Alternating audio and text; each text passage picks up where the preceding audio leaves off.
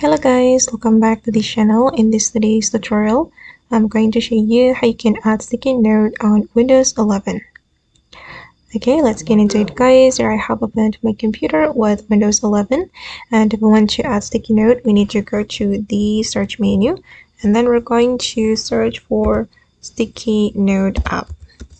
You just need to type in sticky note, and you can double click on the sticky note, and the sticky note will be added to your desktop.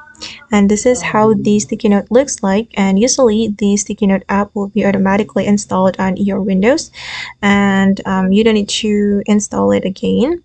But if this application haven't installed on your Windows, you can go to the Microsoft Store, and then you can install the sticky note.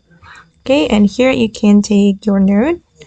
I'm just going to type in random text right here, like this guys, and then you'll be able to add like list to your sticky note, and you can apply the straight through as well, like this.